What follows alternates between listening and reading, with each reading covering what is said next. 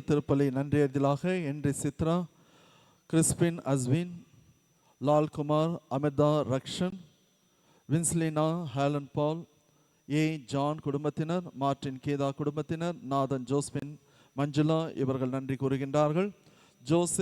Joseph உடல் சுகம் பெறவும், ஹென்றி வெளிநாட்டில் வேலை கிடைக்கவும், மர்சியா பீட்டர் கடன் பிரச்சனை தீரவும் வேண்டுகின்றார்கள். யாரும் நினையாத ஆன்மாக்களுக்காகவும் இந்த திருப்பலியிலே தொடர்ந்து ஜெபிப்போம்.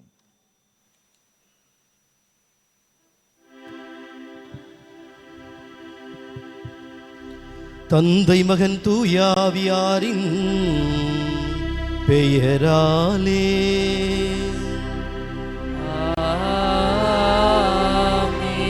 நம் ஆண்டவராகிய இயேசு கிறிஸ்துவின் அருளும் கடவுளின் அன்பும் தூயாவியாரின் நட்புறவும் உங்கள் அனைவரோடும் இருப்பதாக.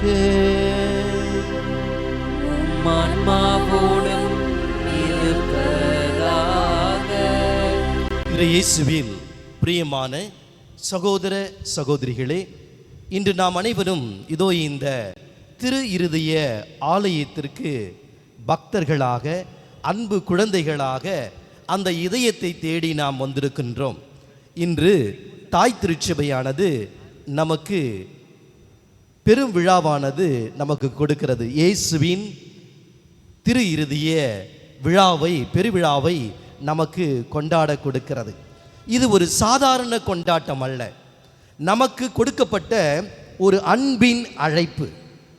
இந்த அழைப்பு இங்கு வந்து நாம் அனைவரும் ஏதோ உலகத்தில் இருக்கின்ற சந்தோஷத்தை போல் அல்லாமல், இந்த அழைப்பு எதற்காக என்றால் அந்த இதயத்தில் நாம் மறைந்து கொள்ள வேண்டும் என்பதற்காக, அந்த இதயத்தில் நாம் தங்க வேண்டும் என்பதற்காக ஒன்று. இரண்டாவது, இந்த அழைப்பு எதற்காக என்றால் அந்த இதயத்தைப் போல நம் இதயங்கள் மாற வேண்டும் என்பதற்காக இன்று அழைப்பு கொடுக்கப்படுகிறது. இயேசுவுக்கே புகழ், இயேசுவுக்கே புகழ், இயேசுவுக்கே நன்றி, இயேசுவுக்கே நன்றி. மரியே வாழ்க, மரியே வாழ்க. அன்புக்குரியவர்களே, இந்த அழைப்பு எதற்காக என்றால், இதோ உனக்கு இந்த அழைப்பு கொடுக்கப்பட்டிருக்கிறது, நீ என் இதயத்தில் வந்து நீ மறைந்து கொள்ள வேண்டும். திருப்பாடல் ஆசிரியர் 84:1 சொல்ல கூறுகிறார் அழகாக, ஆண்டவருடைய இல்லத்தில் குடியிருப்பது எவ்வளவு அருமையானது என்று. ஆண்டவருடைய இல்லமானது அந்த திரு இருதயத்திற்குள் நாம் மறைந்து கொள்ள, குடிகொள்ள இதோ நமக்கு பெரும் அழைப்பு கொடுக்கப்படுகிறது. ஒன்று, அந்த அழைப்பை பெற்ற நாம், அந்த இதயத்தில் குடிகொண்ட நாம், நமக்கு ஒரு கடமையும் கொடுக்கப்படுகிறது. என் இதயத்தைப் போல உன் இதயங்கள் மாற வேண்டும் என்று. அன்புக்குரியவர்களே, இன்று ஆண்டவர் கொடுத்த அந்த அழைப்பை ஏற்று அவர் இல்லத்தில் நாம் குடியிருந்தோமா? அவருடைய உள்ளத்தில் நாம் குடியிருக்கிறோமா? அல்லது இந்த உலகம் கொடுக்கின்ற இல்லங்களில், உள்ளங்களில் நாம் குடிகொண்டிருக்கிறோமா? ஒன்று. இரண்டாவது, அந்த ஆண்டவருடைய இதயத்தைப் போல நம் இதயம் மாற வேண்டும் என்று அவர் விரும்புகிறார். ஏனென்றால் நாம் அவரிடமிருந்து பிறந்தவர்கள். ஆனால் இன்று நாம் உலகத்தைப் போல, உலகத்தில் இருக்கின்ற மிருகங்களைப் போல சில நேரங்கள் மாறி இருக்கின்றோம். கைகளை குவிப்போம், அந்த ஆண்டவரிடம் மன்றாடுவோம், செபிப்போம். ஆண்டவரே, பல நேரங்களில் நான் உம்மை போல் இல்லாமல் வாழ்ந்திருக்கிறேன். என் இதயத்தை நான் உலகத்திற்கு நான் கொடுத்திருக்கின்றேன். என் இதயத்தை நான் குப்பையாக மாற்றியிருக்கிறேன். என் இதயத்தை நான் கல்லறை தோட்டமாக மாற்றியிருக்கிறேன். ஆண்டவரே, என் இதயத்தை உம்மை போல மாற்ற தவறியிருக்கிறேன். அதே போன்று என்னை நான் உம்மில் குடிகொள்ள செய்ய மறந்துவிட்டு உலகத்தில் நான் குடிகொண்டு செய்திருக்கிறேன். என்னை மன்னியும் ஆண்டவரே என்று மனம் வருந்துவோம். நம் பாவங்களை ஏற்றுக்கொள்வோம், சொல்லுவோம். நம்முடைய சாவான பாவங்கள், தவறான எண்ணங்கள், தவறான பேச்சுகள், தவறான உறவுகள், தேவையில்லாத நடத்தைகள், தேவையில்லாத சிந்தனைகள் அனைத்தையும் ஒருநிலைப்படுத்தி அதோ ஆண்டவிடம் நம்முடைய இதயத்திற்கு ஒப்பு கொடுப்போம். கைகளை கூப்பி அந்த ஆவிடம் ஒப்படைத்து நாம் ஜெபிப்போம்.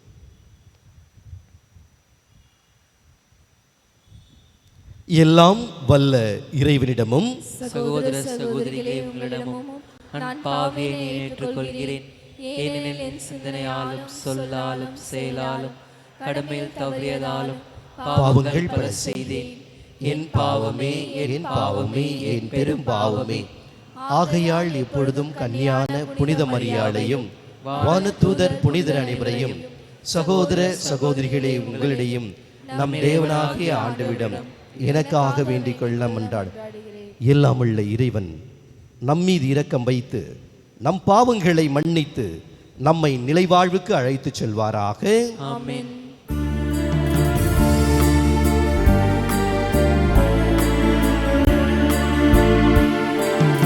ஆண்டவரே இரக்கமாயிரும். ஆண்டவரே இரக்கமாயிரும். கிறிஸ்துவே இரக்கமாயிரும். கிறிஸ்துவே இரக்கமாயிரும்.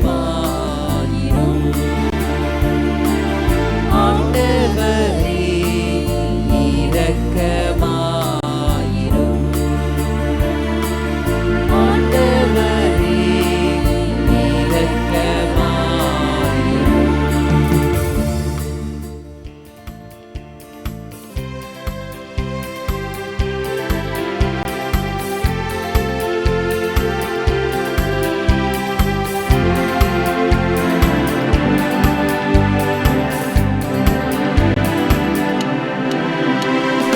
உன்னதங்களிலே கடவுளுக்கு மாட்சி உண்டாகுக. உலகினிலே நன்மனதோருக்கு அமைதியும் உண்டாகுக. புகழ்கின்றோம் யாம் உம்மையே, வாழ்த்துகின்றோம் இறைவனே. உமக்கு ஆராதனை புரிந்து உம்மை மாட்சிப்படுத்துகின்றோம் யாம். உமது மேலான மாட்சியின் பொருட்டு உமக்கு நன்றி கூறுகின்றோம். ஆண்டவராகிய இறைவனே, இணையில்லாத விண்ணரசே, ஆற்றல் அனைத்தும் கொண்டு இலங்கும் நல்ல தந்தை இறைவனே, ஒரே மகனாக உதித்த ஆண்டவர் இயேசு கிறிஸ்து இறைவனே. ஆண்டவராகிய இறைவனே, இறைவனின் திரு செம்மறியே, நன்மையினின்று என்றென்றுமாக உதித்த இறைவன் மகனிலே நீர். உலகின் பாவம் போக்குபவரே, நீரன் மீது இரங்குவீர். உலகின் பாவம் போக்குபவரே, நீரன் மன்றாட்டை ஏற்றருள்வீர். தந்தையின் வலப்பக்கம் வீற்றிருப்பவரே, நீரன் மீது இரங்குவீர். ஏனெனில் இயேசு கிறிஸ்துவே, நீர் ஒருவரே தூயவர், நீர் ஒருவரே ஆண்டவர், நீர் ஒருவரே உள்ளவர். தூய ஆவியோடு தந்தை இறைவன் ஆட்சியில் இருப்பவர் நீரே.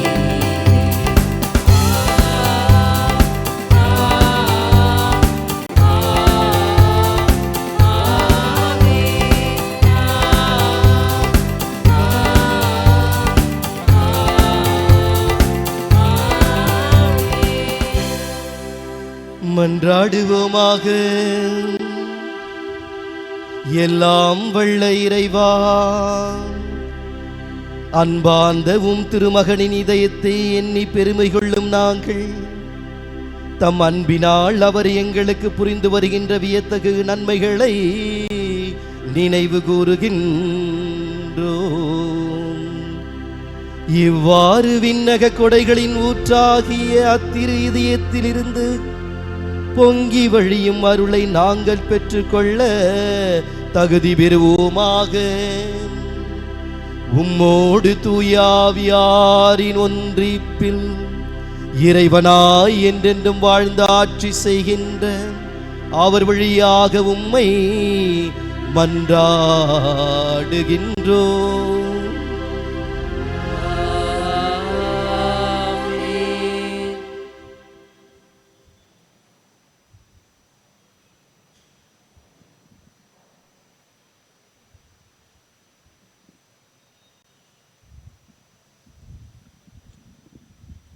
முதல் வாசகம். என் உள்ளம் உம் பக்கம் திரும்பி உள்ளது. இறைவாக்கினர் ஒசேயா நூலிலிருந்து வாசகம். பிரிவு 11. அருள் தரும் இறை சொற்ற.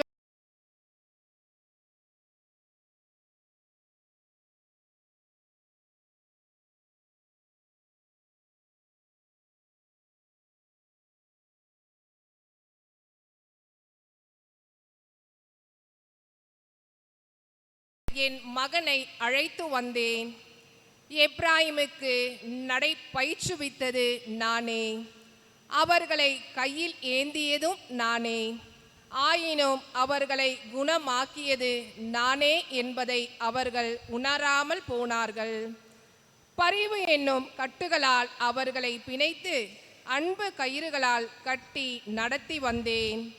அவர்கள் கழுத்தின் மேல் இருந்த நுகத்தை அகற்றினேன். அவர்கள் பக்கம் சாய்ந்து உணவு ஊட்டினேன். என் உள்ளம் அதை வெறுத்து ஒதுக்குகின்றது. என் இரக்கம் பொங்கி வழிகின்றது. என் சீற்றத்தின் கனலை கொட்ட மாட்டேன். எப்ராயிமை அழிக்க திரும்பி வரமாட்டேன். நான் இறைவன், வெறும் மனிதன் அல்ல. நானே உங்கள் நடுவில் இருக்கும் தூயவர். ஆதலால் நான் நகருக்கு எதிராக வரமாட்டேன். ஆண்டவர் வழங்கும் அருள்வாக்கு. இறைவனுக்கு நன்றி.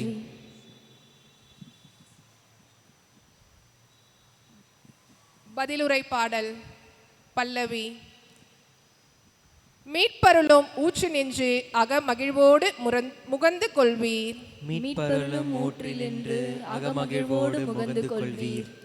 இறைவன் என் மீட்பர், அவர் மேல் நம்பிக்கை வைக்கின்றேன். நான் அஞ்ச மாட்டேன். ஆண்டவரே என் ஆற்றல், அவரையே பாடுவேன். என் மீட்பும் அவரே. மீட்பருளும் ஊற்றுகளிலிருந்து நீங்கள் அகமகிழ்வோடு தண்ணீர் முகர்ந்து கொள்வீர்கள். பல்லவி. மீட்பருளும் ஊற்றில் நின்று அகமகிழ்வோடு முகந்து கொள்வீர். ஆண்டவருக்கு நன்றி செலுத்துங்கள், அவர் திருப்பெயரை போற்றுங்கள். மக்களினங்களிடையே அவர் செயல்களை அறிவியுங்கள். அவர் திருப்பெயர் உயர்க என பறைசாற்றுங்கள். பல்லவி. மீட்பருளும் ஊற்றிலிருந்து அகமகிழ்வோடு முகந்து கொள்வீர். ஆண்டவருக்கு புகழ்பா அமைத்து பாடுங்கள், ஏனெனில் அவர் மாற்றியுறும் செயல்களை புரிந்துள்ளார். அனைத்துலகும் இதை அறிந்து கொள்வதாக. சியோனில் குடியிருப்போரே ஆர்ப்பரித்து அக்களியுங்கள். இஸ்ரேலின் தூயவர் உங்களிடையே சிறந்து விளங்குகின்றார். பல்லவி. மீட்பருளும் ஊற்றிலிருந்து அகமகிழ்வோடு முகந்து கொள்வீர்.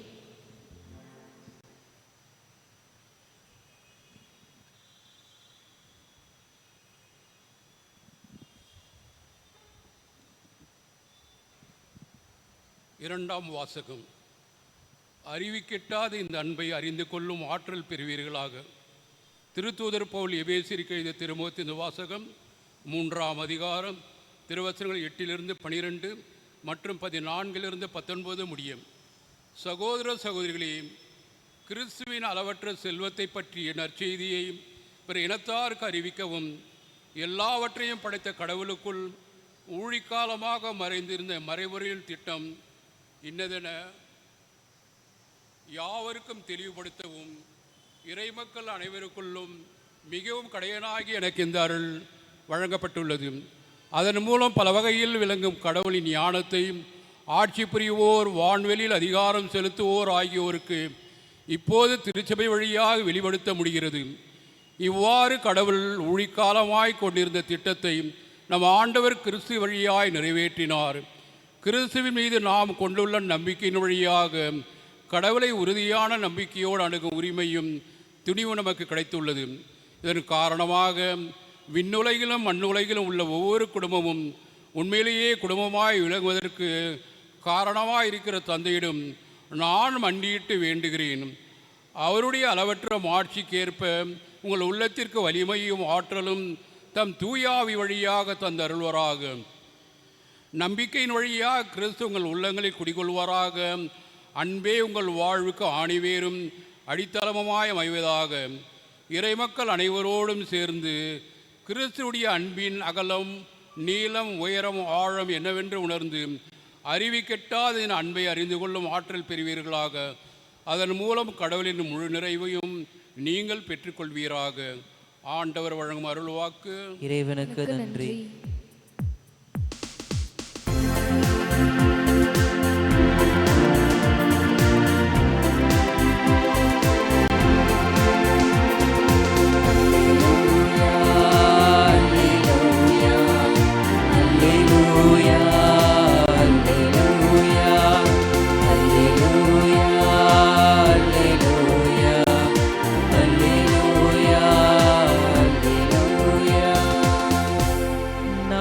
கனியும் மனத்தாழ்மையும் உடையவன்.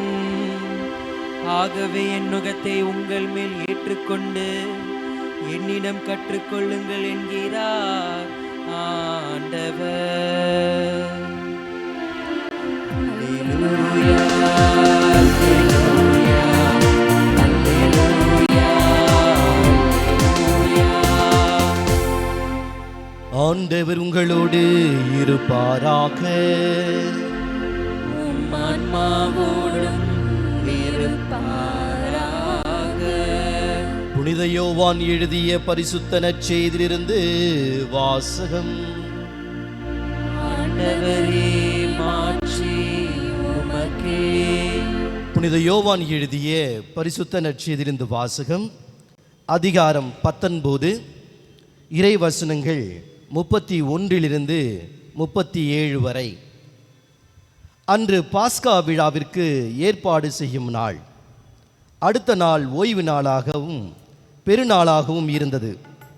எனவே அன்று சிலுவையில் உடல் தொங்கலாகா என்பதற்கு கால்களை முறிக்கும் சடலங்களை எடுத்து விடுமாறு யூதர்கள் பிலாத்துவிடம் கேட்டுக்கொண்டார்கள். எனவே படைவீரர் வந்து இயேசுவோடு சிலுவையில் அறைப்பட்டிருந்தவர்களுள் ஒருவனுடைய காலை முதலில் முறித்தார்கள். பின்னர் மற்றவருடைய கால்களையும் முறித்தார்கள். பின்பு அவர்கள் இயேசுவிடம் வந்தார்கள். அவர் ஏற்கனவே இறந்து போயிருப்பதை கண்டு அவருடைய கால்களை முறிக்கவில்லை. ஆனால் படைவீரர்கள் ஒருவர் இயேசுவின் விலாவை ஈட்டினால் குத்தினார். உடனே இரத்தமும் தண்ணீரும் வடிந்தன. இதை நேரில் கண்டவரே இதற்கு சாட்சி. அவரது சான்று உண்மையானதே. அவர் உண்மையையே கூறுகின்றார் என்பது அவருக்கு தெரியும். நீங்களும் நம்ப வேண்டும் என்பதற்காகவே அவர் இதை கூறுகின்றார். எந்த எலும்பும் முறிபடாது என்னும் மறைநூல் வாக்கு இவ்வாறு நிறைவேறியது. மேலும் தாங்கள் ஊடுருவ குத்தியவரை உற்று நோக்குவார்கள் என்று மறைநூல் கூறுகிறது.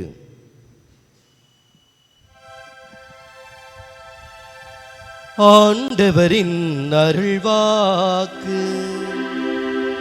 கிறிஸ்துவே உமக்கு புகழ்.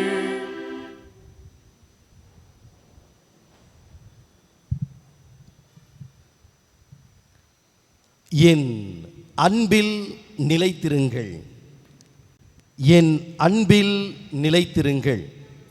இறையேசுவில் பிரியமான சகோதர சகோதரிகளே, உங்கள் அனைவருக்கும் இயேசுவின் இருதய பெருவிழா வாழ்த்துக்களை மகிழ்ச்சியுடன் தெரிவித்துக் கொள்கின்றேன். என் அன்பில் நிலைத்திருங்கள். என்னது? என் அன்பில் நிலைத்திருங்கள். இறையேசுவில் பிரியமான சகோதர சகோதரிகளே, இன்றைய மன்னிப்பு வழிபாட்டில் ஒரு அழைப்பும் ஒரு கடமையும் நமக்கு கொடுக்கப்பட்டது. யாருக்காவது ஞாபகம் இருக்கா? என்ன அழைப்பு கொடுக்கப்பட்டு? அந்த இதயத்தில் வாருங்கள் எனது அன்பு இறைமக்களே, நீங்கள் அனைவரும் என்னுடைய இதயத்தில் குடிகொள்ளுங்கள் என்ற அழைப்பு கொடுக்கப்பட்டது. அதை அடுத்து நமக்கு ஒரு கடமை கொடுக்கப்படுகிறது. கடமையும் கொடுக்கப்பட்டு நமக்கு ஒரு ஆன்மீக பரிசோதனை செய்ய அழைப்பு கொடுக்கிறது.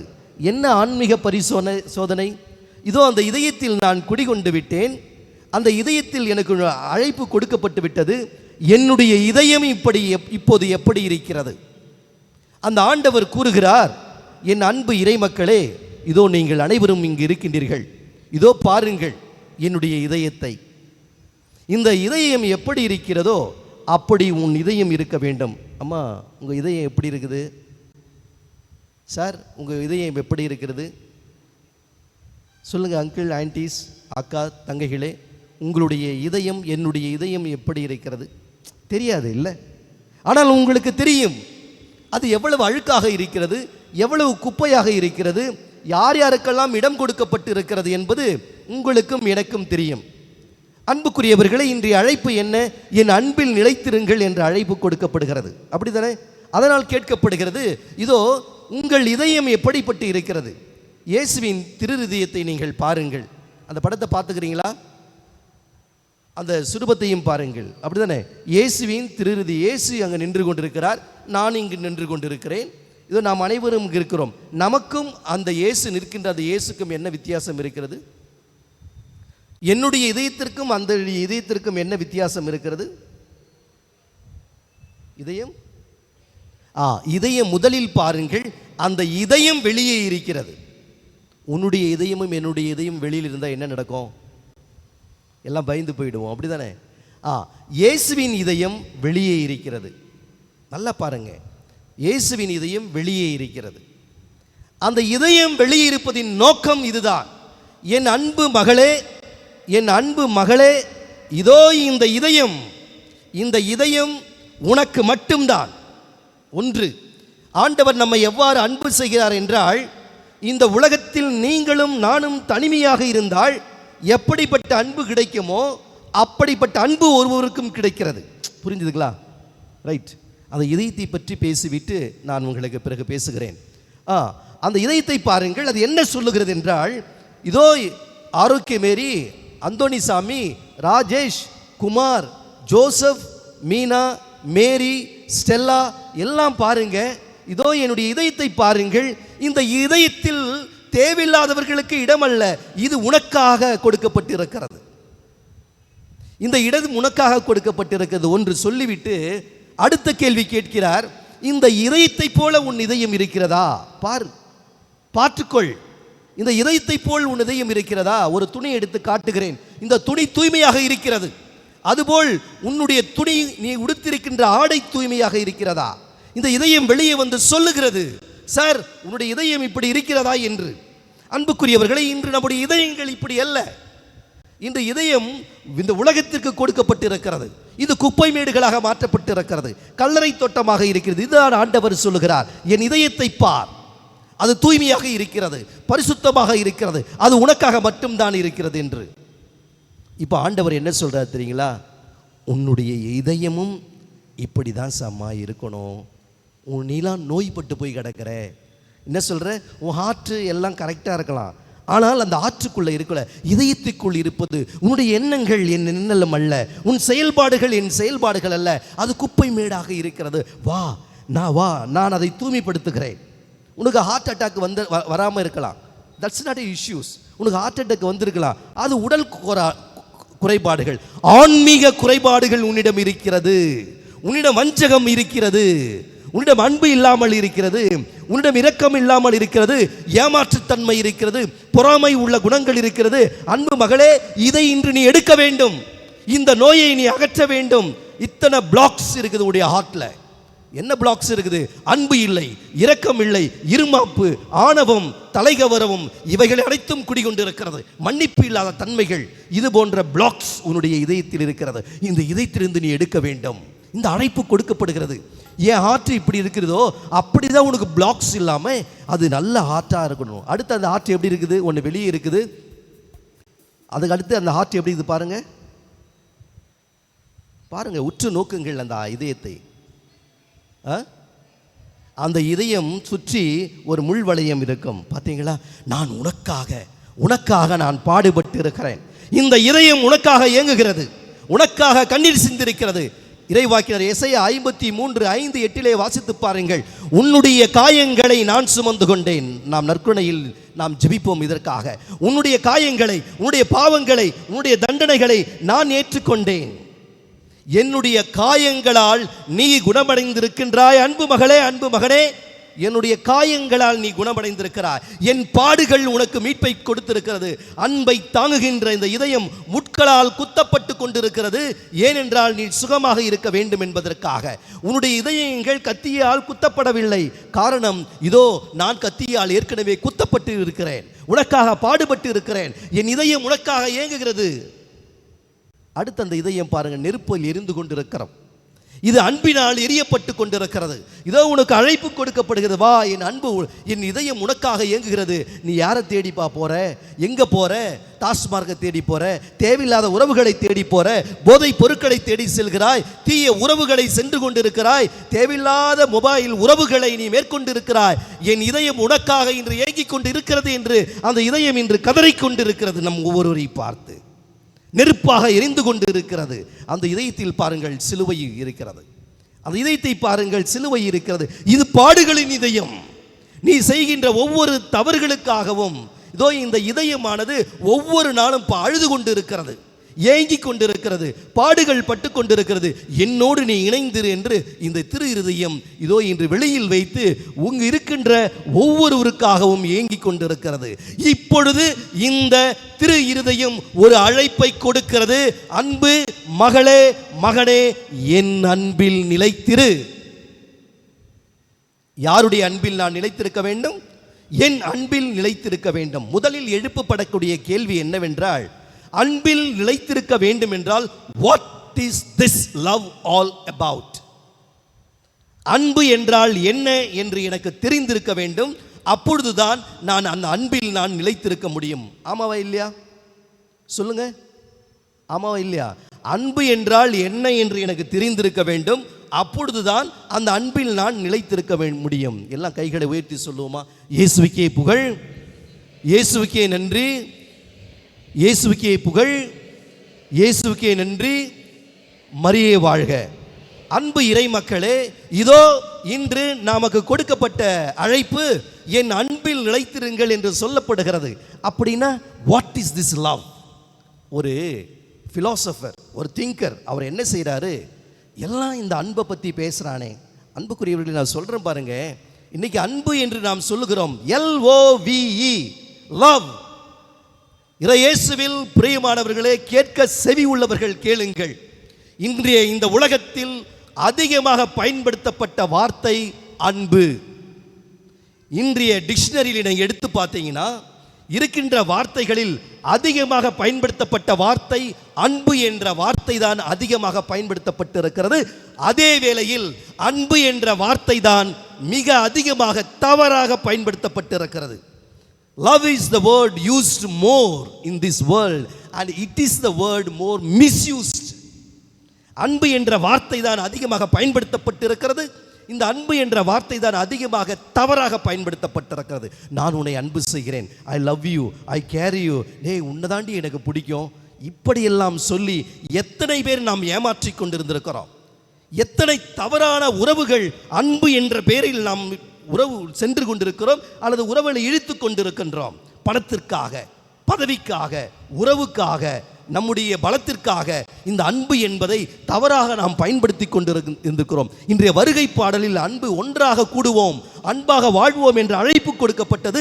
இன்றைய இரண்டாவது வாசகம் நமக்கு சொல்லப்பட்டிருக்கிறது, என் அன்பே உங்களுக்கு உங்கள் வாழ்வுக்கு அடித்தளமாகவும் ஆணிவேராகவும் இருக்க வேண்டும் என்று சொல்லப்பட்டது. இயேசுவில் பிரியமானவர்களே, இந்த அன்புதான் என்ன என்று நான் பார்ப்போமே. இந்த பிலாசபர் என்ன செய்கிறாரு?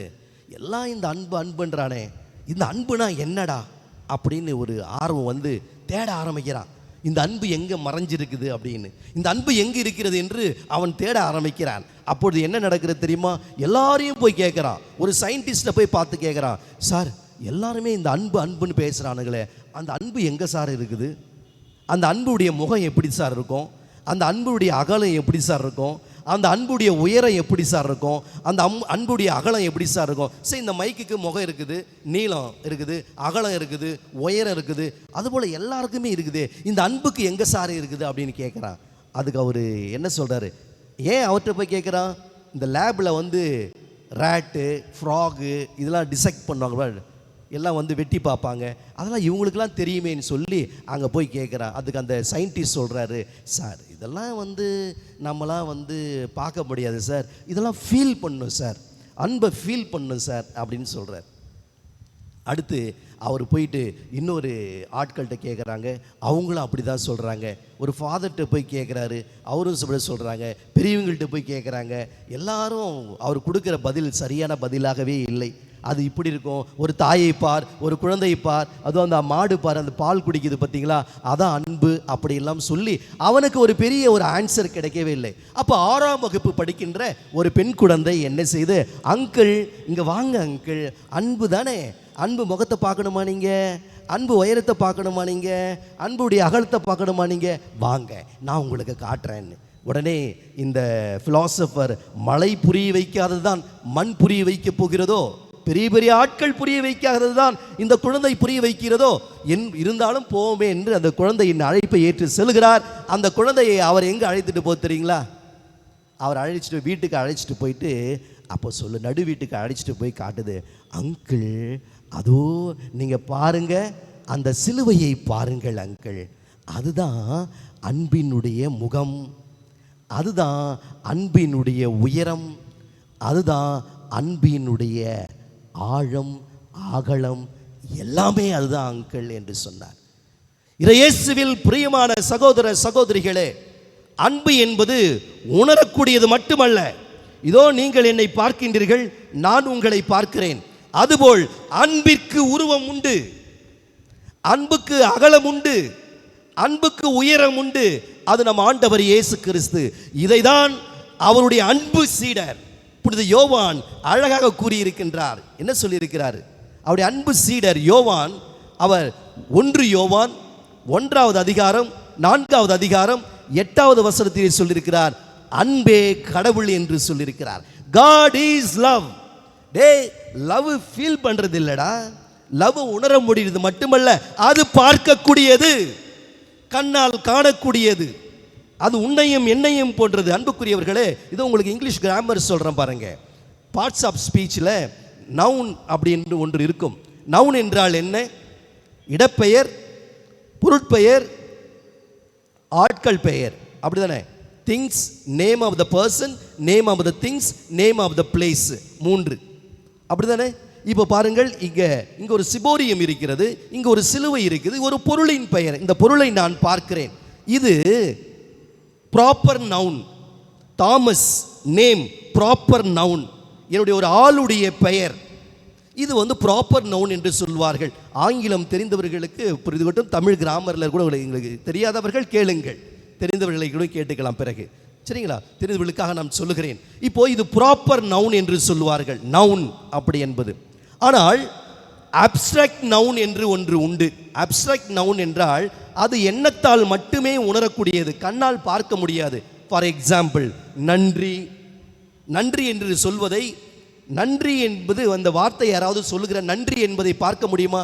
நன்றி என்று சொல்லுகின்ற பொழுது நன்றி எங்கடா இருக்குது நம்ம தேடுவோம், அது உயரம் என்ன அகலம் இருக்கு பார்க்க முடியாது.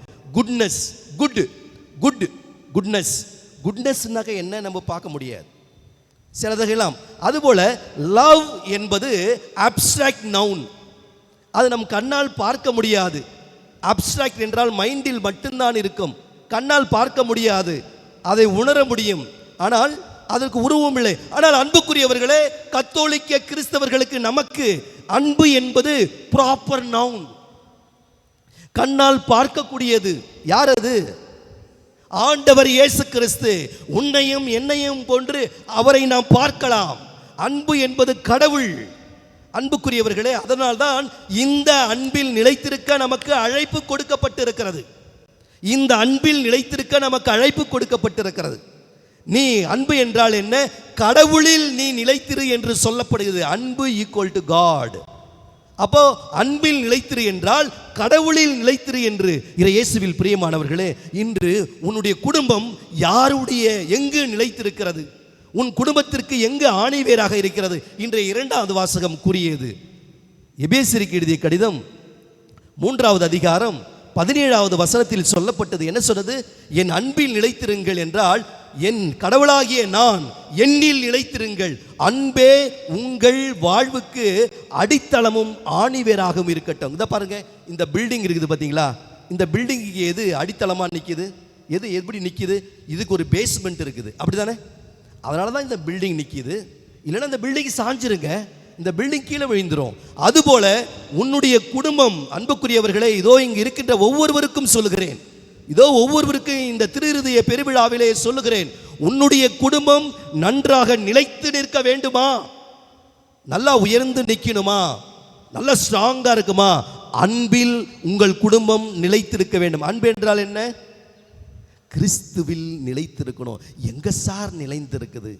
நான் சம்பாதிக்கிறேன், அதனால் என் குடும்பம் நான் தான் குடும்பத்தை பார்த்துக்கிறேன். மனைவி சொல்கிறா, நான் சம்பாதிக்கிறேன், நான் தான் குடும்பத்தை பார்த்துக்கிறேன். 2 பேரும் சம்பாதிக்கிறேன், பிள்ளைங்க சம்பாதிக்கிறீங்க, நான் தான் குடும்பத்தை பாரு. குப்பையில் போகும் அந்த குடும்பம், குப்பையில் செல்லும் அந்த குடும்பத்தை பார்த்துக் கொள்வது யார்? கடவுள். எல்லா குடும்பமுமே கடவுளுடைய அன்பில் நிலைத்திருக்க வேண்டும். எந்த குடும்பம் கடவுளை அடித்தளமாக கொண்டிருக்கிறதோ அந்த குடும்பம் எதுவுமே சாயாது, என்றுமே சாயாது. இதாமா சொல்லப்பட்டிருக்கிறது மத்திய எழுதிய நற்செய்தி 7வது அதிகாரத்தில் 21வது வசனம். ஆண்டவரே ஆண்டவரே என்னை காப்பாத்து என்று திருத்தலங்களுக்கு செல்கின்றவர்களும் வேளாங்கண்ணிக்கு அங்கு இங்கு போகின்றவர்களுக்கும் தவக்கால திருப்பயணங்களை மேற்கொள்ள விண்ணகத்தில் செல்ல முடியாது. ஆண்டவரே ஆண்டவரே என்று சொல்லுகிறவன் எல்லாம் விண்ணகத்துக்கு செல்ல முடியாது. என்னுடைய தந்தையின் திருவுளத்திற்கு ஏற்ப எவன் வாழ்கிறானோ அவன் தாண்டா விண்ணகத்துக்கு போவான் அப்படின்னு. ஆமாவா இல்லையா? இதுதான் நமக்கு அழைப்பு. என்று அந்த அன்பின் அழைப்பை ஏற்று அதற்கு ஏற்ப வாழ்கின்றவர்கள் தான் பாறை மேல் தங்களுடைய வீடை கட்டவர்களுக்கு ஒப்பாவார்கள். இயேசுக்கே புகழ், இயேசுக்கே நன்றி, மரியே வாழ்க. ஆண்டவருடைய அன்புல நீங்க நிலைச்சிருந்தீங்கன்னா, அன்புக்குரியவர்களே, இதோ இன்று நான் சொல்லுகிறேன், நீங்கள் இயேசுவில் நிலைத்திருந்தீர்கள் என்றால், கத்தோலிக்க கிறிஸ்துவ நம்பிக்கையில் நீங்கள் வாழ்ந்தீர்கள் என்றால், எந்த கஷ்டங்கள், எந்த துன்பங்கள், எந்த வேதனைகள், எந்த கண்ணீர்கள், எந்த நோய்கள், எந்த ஏமாற்றங்கள், எந்த அவமானங்கள், எந்த உறவுகள் உங்களை பிரிந்தாலும் நீங்கள் நிலைத்திருப்பீர்கள். அதான் சொல்லுது, என் அன்பில் நிலைத்திரு.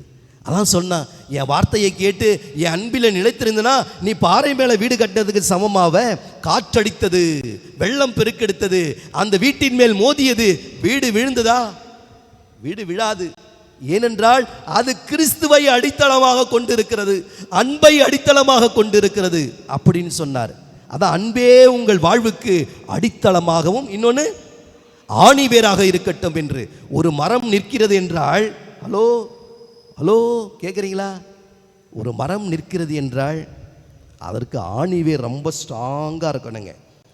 எந்த ஒரு மரம் ஆணிவேர் ஸ்ட்ராங்காக இருக்குதோ அந்த மரத்தை ஈஸியாக சாய்க்க முடியுமா? சாய்க்க முடியாது. டேய், உன் வாழ்வுக்கு செக் பண்ணு. இன்னைக்கு நீங்கள் இருக்கிற இந்த ஆலயத்தில் இருக்கின்ற ஒவ்வொருவருமே எக்ஸாமின் யுவர் லைஃப். நீ செக் பண்ணி பாரு, இயேசு கிறிஸ்து உன்னுடைய வாழ்வுக்கு ஆணிவேராக இருக்கிறாரா? ஆணிவேர் என்றால் கிறிஸ்துவ மதிப்பீடுகளில் நீங்கள் வாழ்கிறீர்களா? கிறிஸ்துவ மதிப்பீடுகளிலும் நற்பண்புகளில் நீங்கள் வாழ்கின்றீர்களா? தீய பழக்கங்கள், தீய உறவுகள், தேவையில்லாதவைகள், அழைப்புகள், குடி பழக்கங்கள், போதை பழக்கங்கள், சிகரெட்டு பிடிப்பது, தீய உறவுகளில் செல்வது, ஊடகங்களுக்கு அடிமையாகுவது, இப்படி போன்றவைகளில் நீ வேரூன்றி நிற்கிறாயா? எதில் நீ வேரூன்றி நிற்கிறாய்? எது உனக்கு அடித்தளமாகவும் ஆணிவேராகவும் இருக்கிறது? பார்த்தீங்களா? இன்னைக்கு நமக்கு ஒரு பெரிய கேள்வியாக இருக்கிறது. இயேசுவில் பிரியமான சகோதர சகோதரிகளே, இன்று ஒரு ஆன்மீக பரிசோதனை செய்வோம். என் வாழ்வுக்கு எது அடித்தளமாகவும் ஆணிவேராகவும் இருக்கிறது? யார் இருக்கணும்? எல்லாம் சத்தமாக சொல்லுங்க. இயேசு கிறிஸ்து என்னுடைய வாழ்வுக்கு அடித்தளமாகவும் ஆணிவேராகவும் இருக்கணும். அதான் என் அன்பில் நிலைத்திருங்கள் என்று. இயேசுவில் பிரியமானவர்களே, இந்த அழைப்பை நாம் ஏற்போம். அதனால் இன்னைக்கு நற்செய்தி வாசகத்தில் நம்ம வாசித்தோம், இயேசுவின் விழாவை குற்றிய உடனே அதிலிருந்து என்ன வெளியே வந்தது? ரத்தமும் தண்ணீரும் வெளியே வந்தது. ரத்தமும் தண்ணீரும் அதுதான் நமக்கு திருவருட்சாதனங்கள், திருச்சபை சொல்லுகிறது. அதுதான் நமக்கு அருள் அடையாளங்கள் என்று சொல்லப்படுகிறது. இந்த ரத்தமும் தண்ணீரும் இயேசுவினுடைய இரக்கமும் அன்பும். என்னது? இயேசுவினுடைய இரக்கமும் அன்பும். தந்தையினுடைய அன்பை காட்டுவதற்காக இயேசு அன்பாக உருவெடுத்து வருகிறார். யோவான் எழுதிய நற்செய்தி 3வது அதிகாரம் 16-17 வாசிக்கின்ற பொழுது, கடவுள் இந்த உலகத்தை அளவுக்கு அதிகமாக அன்பு செய்தார். அதனால் அவர் என்ன செய்தார்? தன் ஒரே மகனை இந்த உலகிற்கு கையளிக்கிறார். அப்போ யாரை அவர் அதிகமாக அன்பு செய்திருக்கிறார்? மகனை அன்பு செய்தாரா? உலகத்தை அன்பு செய்தாரா? உலகத்தை அன்பு செய்தார். தந்தையின் அன்பின் முகத்தை காட்ட இயேசுவின் முகம் இந்த உலகிற்கு வந்தது. அது அன்பின் முகம். அது அன்பின் முகம். தந்தையின் அன்பு எவ்வளவு பெரியது என்றால், இயேசுவை இந்த உலகத்திற்கு கொடுத்து, இதுதான் என் அன்பு. இயேசுவின் வாழ்வு அன்பின் வாழ்வாக தந்தையின் முகத்தை, அன்பின் முகத்தை நமக்கு காட்டப்பட்டு இருக்கிறது. அன்புக்குரியவர்களே, இந்த அன்புடையவர்கள் எப்படி இருப்பாங்க தெரியுமா? அன்பு இருக்கிறவங்க எப்படி இருப்பாங்க சொல்லுங்க? அன்பு இருக்கிறவங்க, அன்புடையார் எல்லாம் தமக்குரியர், அன்பிலார் என்னும் உரியர் பிறருக்கு. சொல்லுங்க, அன்புடையார் எல்லாம் தமக்குரியர், அன்பிலார் என்னும் உரியர் பிறருக்கு. அப்படின்னா என்ன பார்த்தீங்களா? நான் என்ன நினச்சேன்னா, இந்த திருக்குறளை வாசிச்சேங்க. தமிழ் சாருங்க, தமிழ் படித்தவங்க இங்கே எல்லாம் இருந்தீங்கன்னா உங்களுக்கு எல்லாருக்கும் தெரியும். இந்த திருக்குறள் வாசித்த உடனே எனக்கு என்ன தோணுச்சு தெரியுமா? திருவள்ளுவர் என்னவோ இயேசுவை முன்குறித்து சொல்லிவிட்டாரோ என்ற ஒரு பெரும் ஒரு ஆச்சரியம் ஏற்பட்டது. அன்பிலார் எல்லாம் தமக்குரியர் அப்படின்னா யார் அன்பு? அன்புனா யாரு? இயேசு கிறிஸ்து. அன்பு இல்லாதவங்க யாருன்னா, எல்லாம் எனக்கு வேணும், எனக்கு வேணும், எனக்கு வேணும், எனக்கு எனக்கு. இன்று மனிதனுடைய எண்ணங்களை பாருங்கள். அந்த அரை அடிக்காக பிறந்த உடன்பிறப்போடு எத்தனை வருஷம் பேசாமல் இருக்கிறேங்க. அவன் சாவுக்கு போல பெருமையாக சொல்லிக்கிறான், என் தம்பி செத்தது கூட நான் போகல. முட்டாள். உன் தம்பி செத்ததுக்கு நீ போகலை, அக்கா செத்ததுக்கு போகலை, அக்கா உடம்பு சரியாமல் ஹாஸ்பிட்டலில் இருக்கிறாங்க, நீ போகலைன்னு சொல்கிறேன். உனக்கு வெட்கமாக இல்லை? உன் இதயத்தில் குடிகொண்டிருப்பது யார்?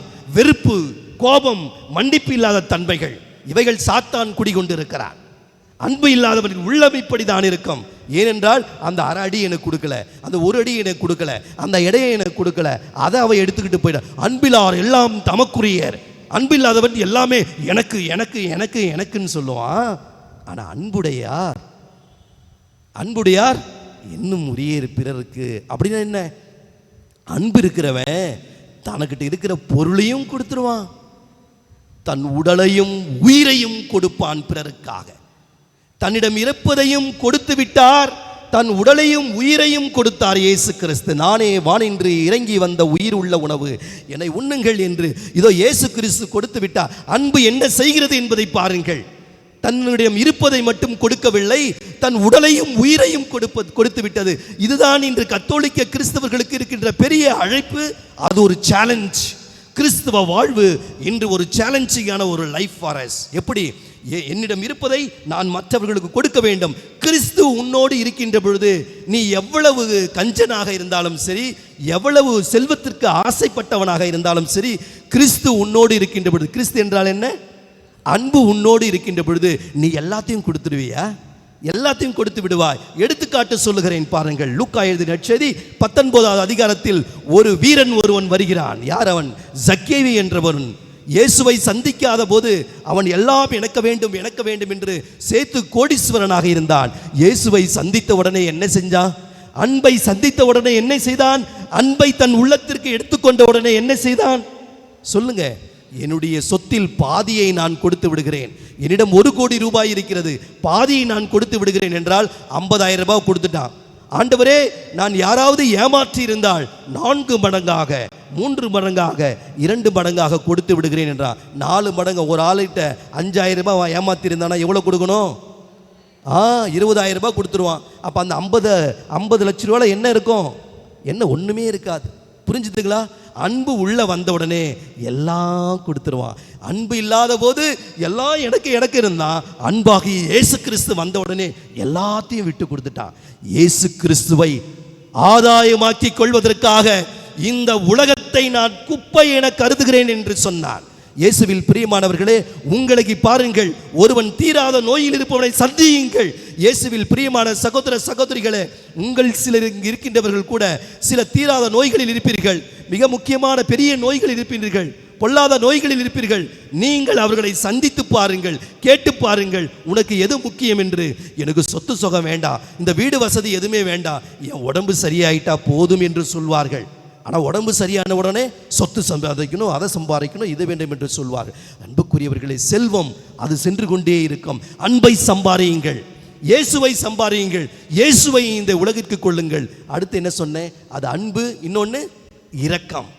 இரக்கமுடைய ஒரு பேறு பெற்றோர், ஏனெனில் அவர்கள் இரக்கம் பெறுவர். இங்க இருக்கிறவங்க எல்லாரும் சொல்றாங்க, கடவுள் என் பாவத்தை மன்னிச்சுன்னு. நீ மற்றவன் பாவத்தை மன்னி, நீ மற்றவங்க பாவத்தை மன்னி. மற்றவங்க பெரிய பாவம் பண்ணிட்டா, ஏதாவது தவறு செஞ்சுட்டா ஃபோன் பண்ணுறல்ல, வாட்ஸ்அப்பில் அனுப்புறல்ல, மெசேஜ் போட்டு சொல்கிறல்ல, தேவையில்லாதவைகள் புரணை பேசுகிறல்ல, இவைகளெல்லாம் தீயவன் செயல்பாடுகள். அன்புக்குரியவர்களை, இரக்கம் உடைய ஒரு பேறு பெற்றோ, ஏனெனில் இரக்கம் பெறுவர். இப்பொழுது யாகப்பர் என்ன சொல்றார் தெரியுமா?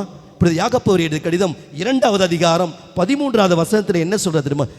இரக்கமே நீதி தீர்ப்பை வெல்லும் அப்படின்னு சொல்றார். என்னது? இரக்கமே தீர்ப்பை வெல்லும் என்று சொல்கிறார். எனக்கு அது புரியவே இல்லைங்க. இரக்கம் எப்படா தீர்ப்பை வெல்லும், இரக்கம் எப்படி தீர்ப்பை வெல்லும் என்று எனக்கு யோவான் எழுதின நற்செய்தி 8வது அதிகாரம் உதவி செய்தது. யார் தெரியுமா? அந்த விபச்சாரத்தில் ஈடுபட்ட பெண். அவள் அங்க நிற்கின்றாள். அன்புக்குரியவர்களே, ஓநாய்களும் குள்ளநரிகளும் கல்லெடுத்து நிற்கிறது அவளை கடிப்பதற்காக. ஆண்டவர் விடுவாரா? ஒரு நல்ல ஆயன் தன்னுடைய ஆட்டுக்குட்டிகளை கடிக்க விடுவாரா? நல்ல ஆயன் பாதுகாக்குவதற்காக அமைதியாக கம்பீரமாக அங்கு அமர்ந்திருக்கின்றார்.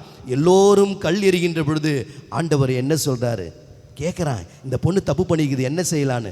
இரக்கம் நிறைந்த அந்த ஆண்டவர், அந்த இதயத்தில் அன்பும் இரக்கமும் இருக்கிறது. அன்புக்குரியவர்களே, இரக்கத்தையும் அன்பையும் பிரிக்க முடியாதது, இரக்கத்தையும் அன்பையும் பிரிக்க முடியாத இரட்டை குழந்தைகள் அவைகள். நான் சொல்றது புரியுதா? இரக்கத்தையும் அன்பையும் பிரிக்க முடியாது. எங்கு இரக்கம் இருக்கிறதோ அங்கு அன்பு இருக்கும். ஏன்னா ஒரு இதயத்திலிருந்து வருகிறது. பார்த்தீங்களா? இரக்கமும் அன்பு. ஒரு எக்ஸாம்பிள் நான் சொல்கிறேன் பாருங்களேன். ஒரு எக்ஸாம்பிள் சொல்கிறேன் பாருங்க. இரக்கம்னா அன்புக்கும். எங்கள் அம்மா எனக்கு 10 ரூபா கொடுக்குறாங்க. சில ஃபாதர் எனக்கு 10 ரூபா கொடுக்குறார். நீ போயிட்டு அவனுக்கு 5 ரூபா கொடுத்துட்டு நீ 5 ரூபாய் எடுத்துக்கன்னு சொல்கிறார். ஆனால் எனக்கு அவன் பிடிக்கவே பிடிக்காது. அவன் எனக்கு பிடிக்கவே பிடிக்காது. யார் அவன்? இந்த கீபோர்டு போடுறவன். எனக்கு பிடிக்கவே பிடிக்காது. அவன்கிட்ட போய் என்ன செய்கிறேன்? 5 ரூபா கொடுத்துட்டு நான் 5 ரூபாய் எடுத்துகிட்டு வந்தேன். சரி, எடுத்துக்க, உனக்கு ஃபாதர் கொடுத்தாரு, முகத்தை கூட பார்க்கல, கொடுத்துட்டு வந்தேன். நான் அவனுக்கு நீதியை செய்தனா இல்லையா? ஆனால் அவன் மேலே அன்பாக இருக்கிறேன்னா இல்லை. நீதி இருக்கிற இடத்துல அன்பு இருக்கிறன்னு அவசியம் கிடையாது. நான் நீதியை காட்டினேன், ஆனால் அங்கே அன்பு இல்லை.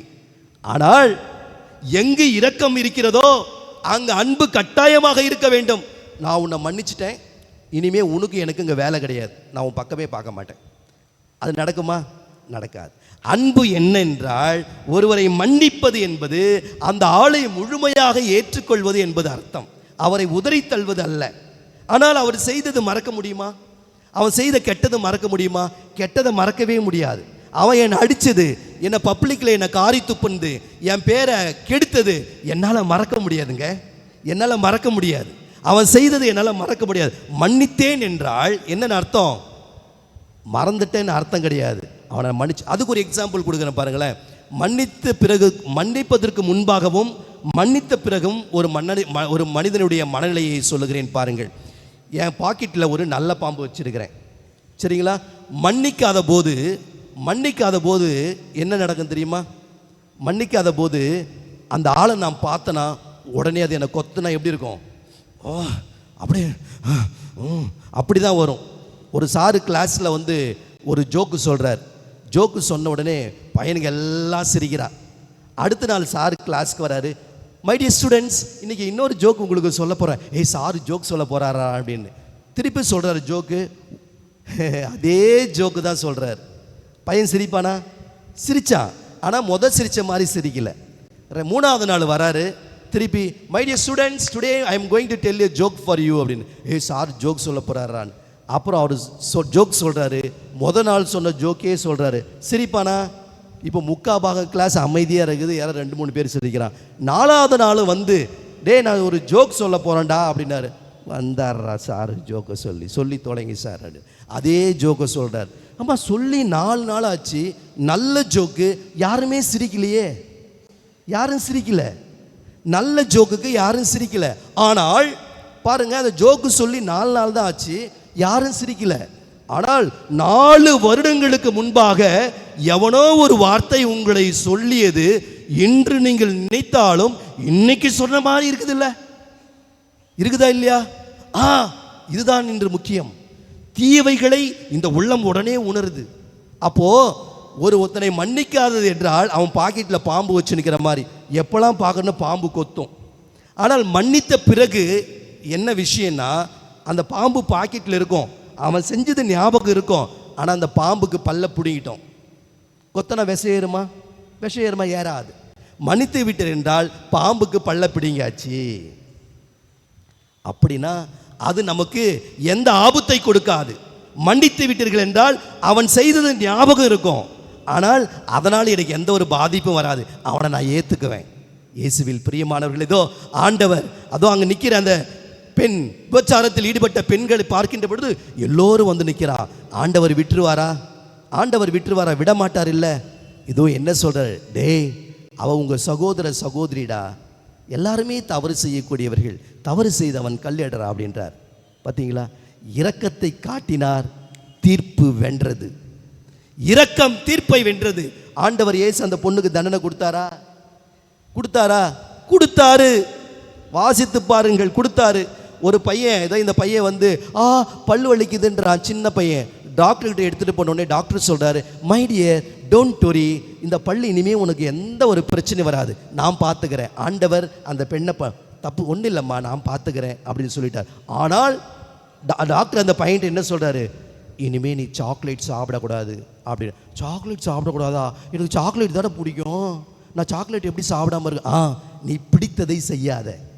அந்த பெண்ணுக்கு ஆண்டவர் அதான் சொன்னாள், இனிமேல் பாவம் செய்யாதே, பாவம் செய்தால் இதை விட மோசமாக உன் வாழ்க்கையில் நடக்கும் என்ற தண்டனை கொடுத்தாள். அவள் விரும்பி செய்வதை ஆண்டவர் செய்யக்கூடாது என்று சொன்னார். இயேசுவின் பிரியமான சகோதர சகோதரிகளே, அன்பு உடையவர்களாக இருப்போம், இரக்கம் நிறைந்த இதயங்களாக இருப்போம். உங்கள் சகோதர சகோதரிகளை மன்னிக்காமல் இருந்தால் தயவு செய்து மன்னியுங்கள். மன்னிக்காமல் கல்லறைக்கு செல்லாதீர்கள். மன்னிக்காமல் ஒருவன் என்னிடம் நான் மற்றவர்களை மன்னிக்காமல் நான் கல்லறைக்கு செல்லக்கூடாது. என்னிடம் மன்னிப்பு பெறாமல் ஒருவனும் கல்லறைக்கு செல்லக்கூடாது.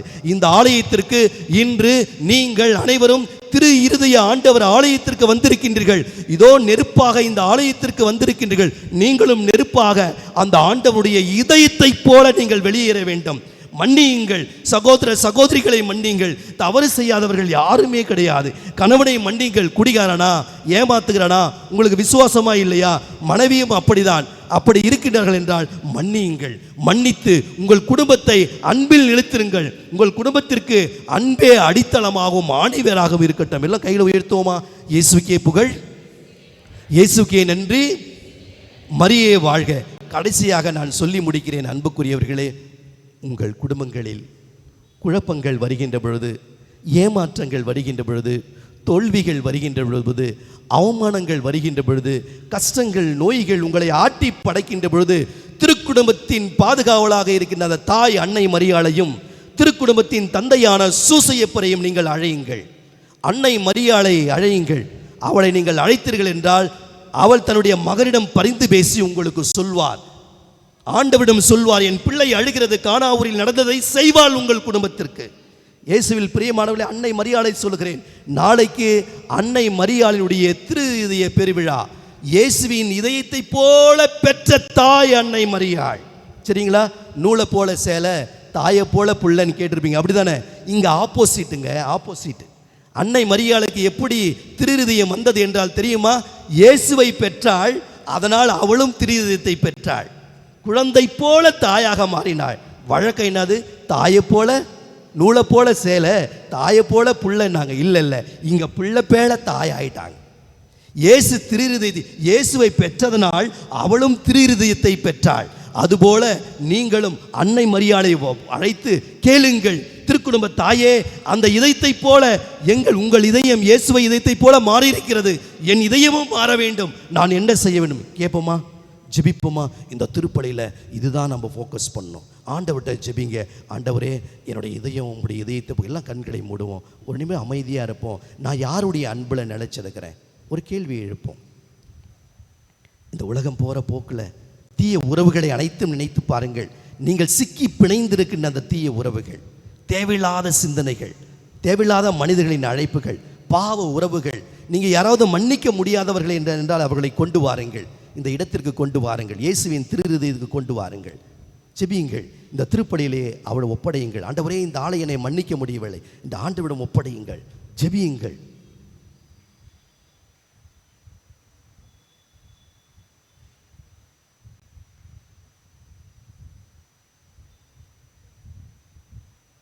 இந்த ஜெபத்தை எங்கள் ஆண்டவராகிய இயேசுவின் திருஹிருத வழியாக ஒப்பு கொடுத்து ஜெபிக்கிறோம் எங்கள் நல்ல பிதாவே, ஆமீன். அனைவரும் எழுந்து நின்று நம்முடைய நம்பிக்கையை அறிக்கையிடுவோம்.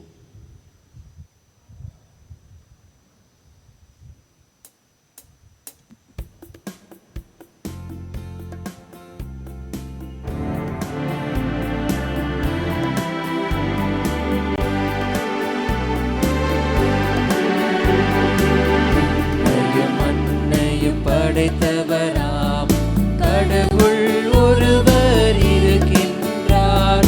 தந்தை மகன் தூய ஆவியராய் ஒன்றாய் வாழ்வோரை நம்புகிறேன். ஆவியின் வல்லமையால் இறைமகன் நமக்காய் மனிதரானார்.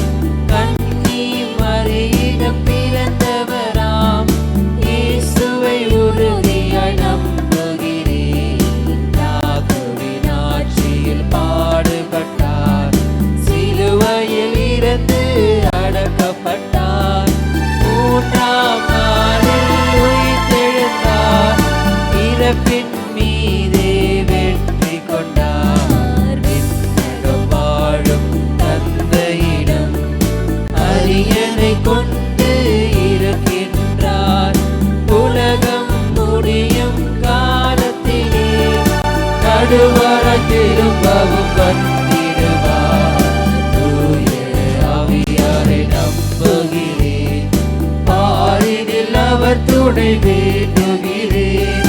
பாவ மன்னிப்பு தூய்மை பெற்று பரிவார வாழ்வில் நிலைத்திடுவேன். திரு அவை உரைப்பதை நம்புகிறேன், புனிதர்கள் உறவை நம்புகிறேன். உடலின் உயிர்ப்பை நிலை வாழ்வை உறுதியுடனே நம்புகிறேன். ஆமென், ஆமென். எல்லாம் வல்ல தந்தையே, இறைவா, ஆண்டவரே, இதோ உம்மிடம் நாங்கள் ஜெபிக்கின்றோம். இங்கே இருக்கின்ற ஒவ்வொருவரையும் உடைய பாதத்திலே ஒப்படைக்கிறோம் அப்பா. இதோ இந்த திருப்பலியிலே ஆண்டவரே, இந்த நேரத்தில் எங்களால் மன்னிக்க முடியாத சில நபர்களை உங்களுக்கு முன்னாக ஒப்படைக்கிறோம். நான் அன்பு செய்ய தவறியவர்களை நான் ஒப்படைக்கிறேன்.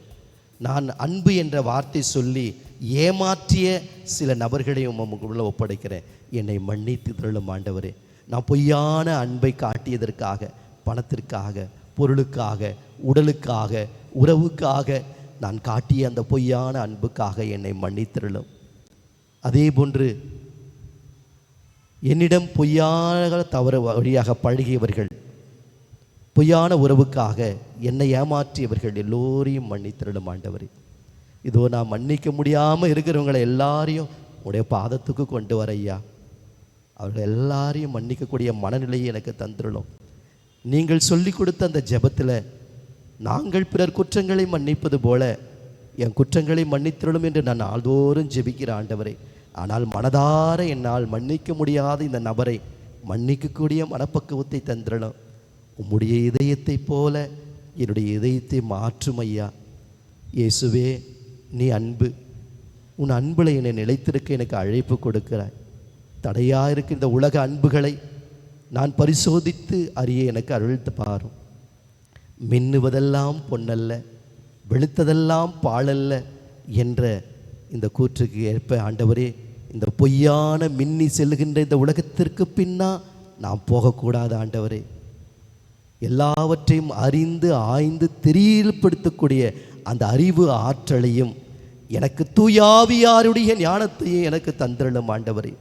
தேர்ந்து தெளிந்து செயல்படக்கூடிய சிந்தனையை எங்களுக்கு தந்திரலும். இங்கு இருக்கின்ற ஒவ்வொருடைய குடும்பங்கள் நல்ல முறையில் இருக்க, குடும்ப தலைவர் தலைவி மனைவியும் கணவன் பிள்ளைகள் எல்லோரும் நல்ல முறையில் இருக்க, நோயாளிகள் அனைவரும் நல்ல முறையில் குணம் பெற உடைய ஆசிரை தந்திரலை செபிக்கிறோம் அப்பா. யாரெல்லாம் இன்று உம்முடைய இதயத்தை தேடி வந்திருக்கிறார்களோ ஒருபோதும் வெறுங்கையாய் செல்லக்கூடாது ஆண்டவரே. எல்லா ஆசிரோடு செல்ல வேண்டும் என்று எங்கள் ஆண்டவர் ஆகிய கிறிஸ்து வழியாக நாங்கள் வேண்டி செபிக்கிறோம் எங்கள் நல்ல பிதாவே, ஆமென்.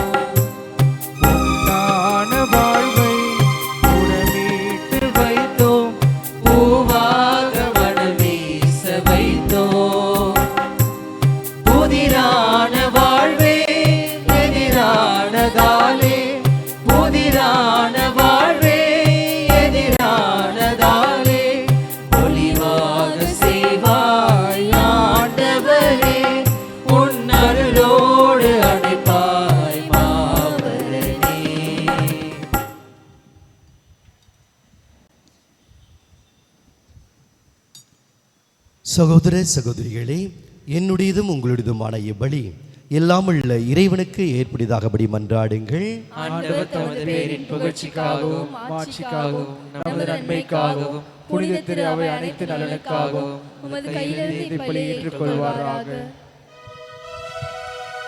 ஆண்டவரே எங்கள் இறைவா, அன்பார்ந்தவும் திருமகனுடைய இதயத்தின் சொல்லற்கரிய அன்பை கண்ணோக்கி அருளும்.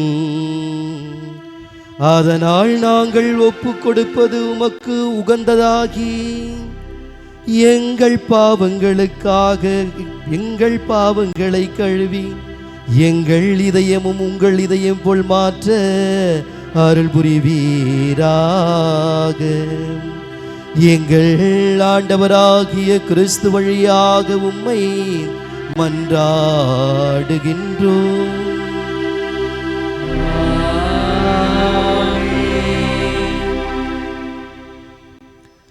ஆண்டவர் உங்களோடு இருப்பாராக.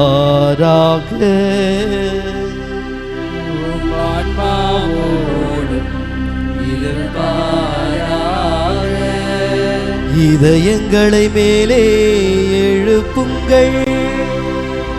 ஆண்டவரிடம் எழுப்பியுள்ளோம். நம் இறைவனாகிய ஆண்டவருக்கு நன்றி கூறுவோம்.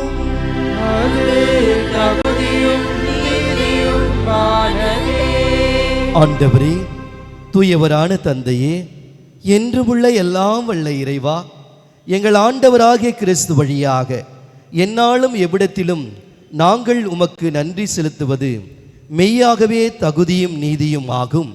எங்கள் கடமையும் மீட்புக்குரிய செயலும் ஆகும். சிலுவையில் உயர்த்தப்பட்ட கிறிஸ்து வியப்புக்குரிய அன்பினால் தம்மையே எமக்காக கையளித்தார். குத்தி திறக்கப்பட்ட விழாவிலிருந்து இரத்தமும் தண்ணீரும் வழிந்தோட செய்தார். இதிலிருந்து திரு அவையின் அருள் அடையாளங்கள் வெளிப்பட்டன. இவ்வாறு மீட்பரின் திறந்த இதயத்துடன் அனைவரும் ஈர்க்கப் பெறவும் மீட்பளிக்கும் ஊற்றிலிருந்து மகிழ்ச்சியுடன் முகந்து கொள்ளவும் செய்தருளினார். ஆகவே புனிதர், வானதூதர் அனைவரோடும் சேர்ந்து நாங்களும் ஒரே குரலாய் பாடுவதாவது: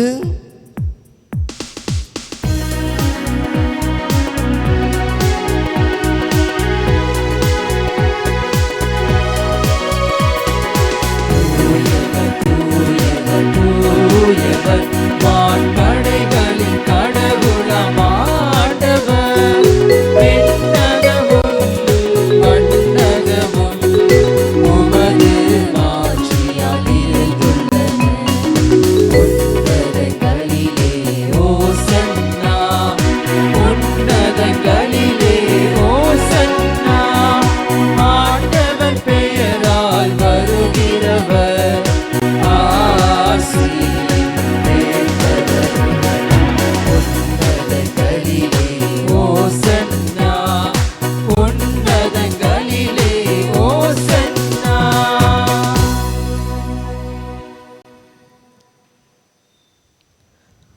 ஆண்டவரே, நீர் மெய்யாகவே தூயவர், தூய்மை அனைத்திற்கும் ஊற்று. ஆகவே உம்முடைய தூய ஆவியை பொழிந்து இக்காணிகளை தூய்மைப்படுத்த வேண்டுகிறோம். இவ்வாறு எங்கள் ஆண்டவர் இயேசு கிறிஸ்துவின் திரு உடலும் திரு இரத்தமுமாக எங்களுக்கு இவை மாறுவனவாக. அவர் பாடுபட உளம் கனிந்து தம்மை கையளித்த போது அப்பத்தை எடுத்து நன்றி செலுத்தி அதை பிட்டு தம் சீடர்களுக்கு அளித்து அவர் கூறியதாவது: அனைவரும் இதிலிருந்து பெற்று உண்ணுங்கள், ஏனெனில் இது உங்களுக்காக கையளிக்கப்படும் என் உடல்.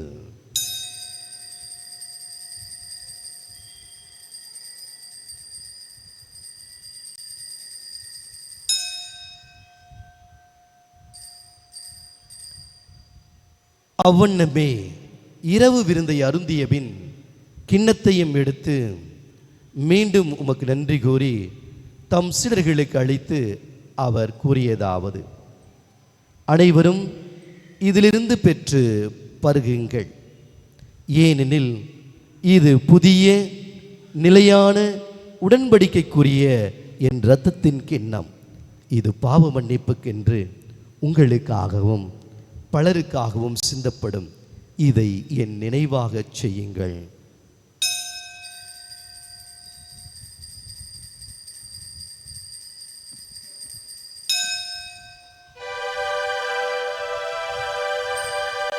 நம்பிக்கையின் மறைபொருள். ஆண்டவரே, நீர் வருமளவும் உமது இறப்பினை அறிக்கையிடுகின்றோம், உமது உயிர்ப்பினையும் எடுத்துரைக்கின்றோம். ஆகவே ஆண்டவரே, நாங்கள் கிறிஸ்துவின் இறைப்பினையும் உயிர்ப்பினையும் நினைவு கூர்ந்து வாழ்வு தரும் அப்பத்தையும் மீட்பளிக்கும் கிண்ணத்தையும் உமக்கு ஒப்புக் கொடுக்கின்றோம். உம் திரும நின்று உமக்கு ஊழியம் புரிய தகுந்தவர்கள் என எங்கள் அனைவரையும் ஏற்றுக்கொண்டிரே உமக்கு நன்றி செலுத்துகிறோம். மேலும் கிறிஸ்துவின் உடலிலும் இரத்தத்திலும் பங்கு கொள்ளும் எங்களை தூய ஆவியார் ஒன்று சேர்க்க வேண்டுமென உம்மை தாழ்மையுடன் மன்றாடுகின்றோம். ஆண்டவரே, உலகெங்கும் பரவியிருக்கும் உம்முடைய திரு அவையை நினைவு கூர்ந்தருளும். எங்கள் திருத்தந்தை பிரான்சிஸ், எங்களுடைய மறைமாவட்ட பேராயர், எல்லா திருநிலையினர் ஆகிய அனைவரோடும் உமது திரு அவை அன்பில் நிறைவு பெற செய்திருளும். மேலும் உயிர்த்தெழும் எதிர்நோக்கத்துடன் திகழும் எங்கள் சகோதர சகோதரிகளையும் இறந்தோர் அனைவரையும் இரக்கத்துடன் நினைவு கூர்ந்து உமது திருமுக ஒளியில் ஏற்றிருளும். எங்கள் அனைவர் மீதும் இரக்கமாயிரம். கடவுளின் கன்னித்தாயான புனித மரியா, அவருடைய கணவரான புனித யோசேப்பு, புனித திருத்துதர்கள், இவ்வுலகில் உமக்கு உகந்தராயிருந்த புனிதர்கள் அனைவருடனும் நாங்கள் நிலைவாழ்வில் பங்கு கொள்ளும் தகுதி பெற்று உம் திருமகன் இயேசு கிறிஸ்து வழியாக உம்மை புகழ்ந்தேத்தும் வரமருள்ள உம்மை மன்றாடுகின்றோம்.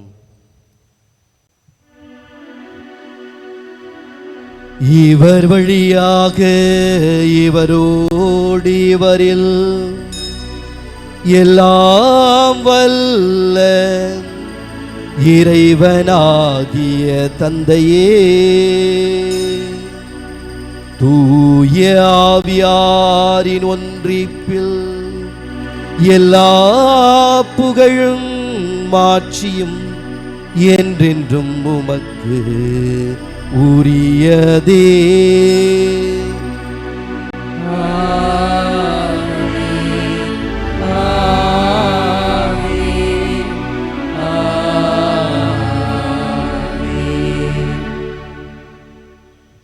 மீட்பரின் கட்டளையால் கற்பிக்கப்பட்டு இறைபடிப்பினால் பயிற்சி பெற்ற நாம் அனைவரும் துணிந்து பாடுவோம். உலகில் இருக்கின்ற எங்கள் தந்தையே, உமது பெயர் தூயதென போற்ற பெறுக. உமது ஆட்சி வருக. உமது திருவுளம் விண்ணுலகில் நிறைவேறுவது போல மண்ணுலகிலும் நிறைவேறுக. எங்கள் அன்றாட உணவை இன்று எங்களுக்கு தாரும். எங்களுக்கு எதிராக குற்றம் செய்வோரை நாங்கள் மன்னிப்பது போல எங்கள் குற்றங்களை மன்னியும். எங்களை சோதனைக்கு உட்படுத்தாதேயும். தீமையிலிருந்து எங்களை விடுவித்தருளும். ஆண்டவரே, தீமை அனைத்திருந்தும் எங்களை விடுவித்து எங்கள் வாழ்நாளில் அமைதியை கனிவுடன் அருள உம்மை மன்றாடுகிறோம். உமது இரக்கத்தின் உதவியால் நாங்கள் பாவத்திலிருந்து எப்பொழுதும் விடுதலை பெற்று யாதொரு கலக்கமும் இன்றி நலமாயிருப்போமாக. நாங்கள் எதிர்நோக்கியிருக்கும் பேரின்பத்திற்காகவும் எம்மீட்பராகிய இயேசு கிறிஸ்துவின் வருகைக்காகவும் காத்திருக்கின்றோம். ஆட்சியும் வல்லமையும் ஆட்சியும் என்றென்றும் உமதே. ஆண்டவரே இயேசு கிறிஸ்துவே, அமைதியை உங்களுக்கு விட்டுச் செல்கிறேன், என் அமைதியை உங்களுக்கு அளிக்கிறேன் என்றுடைய திருத்தூதர்களுக்கு மொழிந்தீரே. எங்கள் பாவங்களை பாராமல் உமது திரு அவையின் நம்பிக்கையை கண்ணோக்கி உமது திருவுளத்திற்கு ஏற்ப அதற்கு அமைதியும் ஒற்றுமையும் அருள்வீராக. என்றென்றும் வாழ்ந்து ஆட்சி செய்கின்றவர் நீரே. ஆமென். ஆண்டவருடைய அமைதி உங்கள் அனைவரோடும் இருப்பதாக. உம் ஆன்மாவோடும் இருப்பதாக. ஒருவருக்கொருவர் கிறிஸ்துவின் அன்பையும் இரக்கத்தையும் அமைதியும் பகிர்ந்து கொள்வோம்.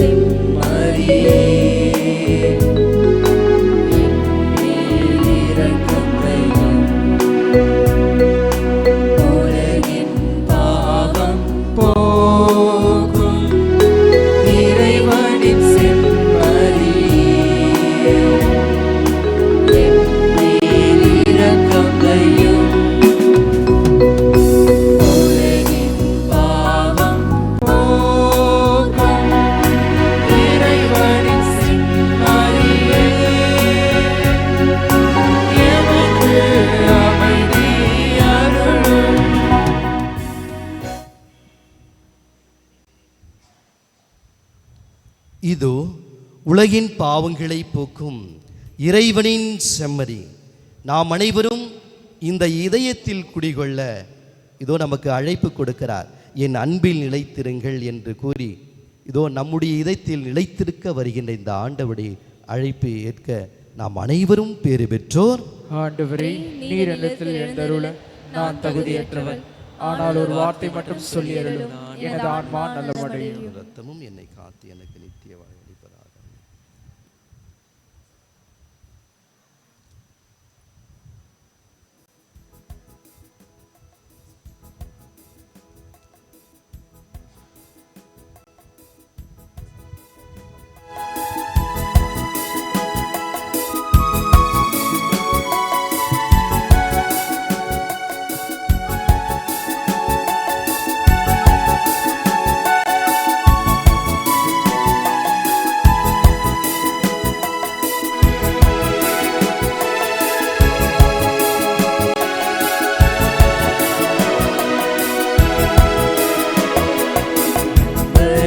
விரைவில் வா, உன் அடியேனை தேற்றவா.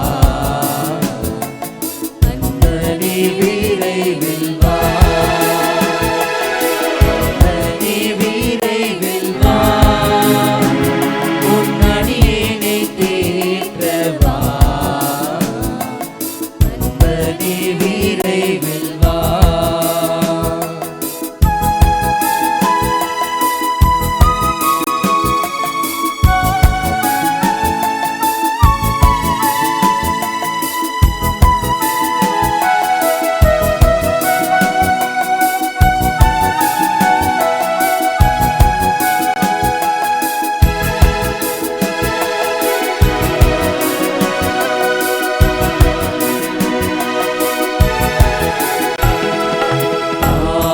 சுமையால் பதறுகிறேன், பாதை அறியாது வருந்துகிறேன். பாவ சுமையால் பதறுகிறேன், பாதை அறியாது வருந்துகிறேன். பாதை காட்டிடும் உன்னையே நான், பாதை காட்டிடும் உன்னையே நான்.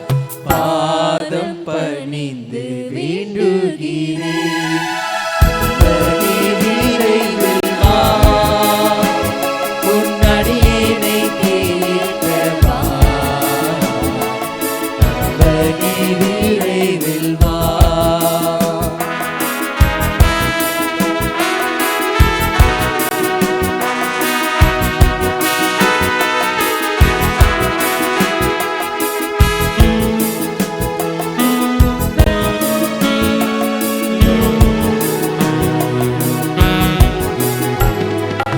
அமைதி வாழ்வை தேடுகிறேன், அருளை அளிக்க வேண்டுகிறேன்.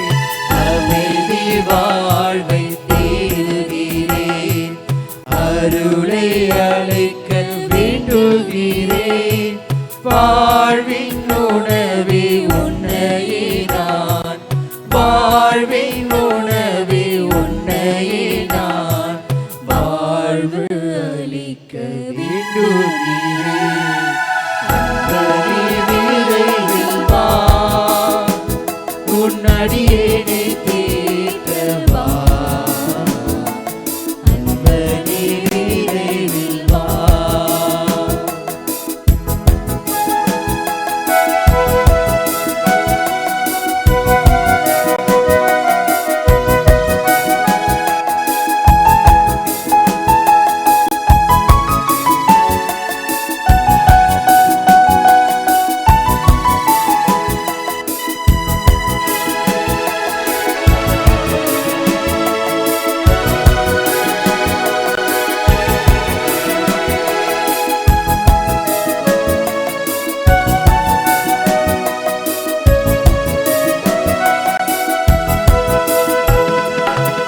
இருளே வாழ்வில் பார்க்கிறேன், இதயம் நொந்து அழுகிறேன்.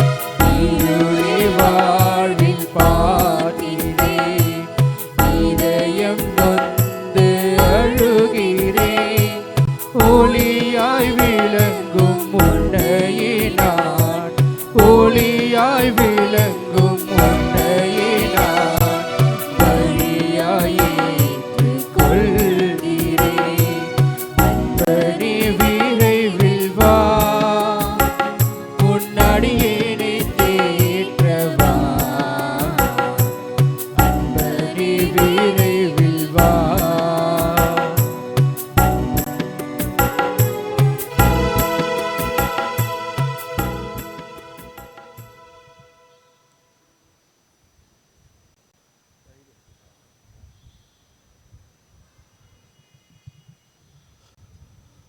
அனைவரும் முடிந்தால் படியிடுவோம்.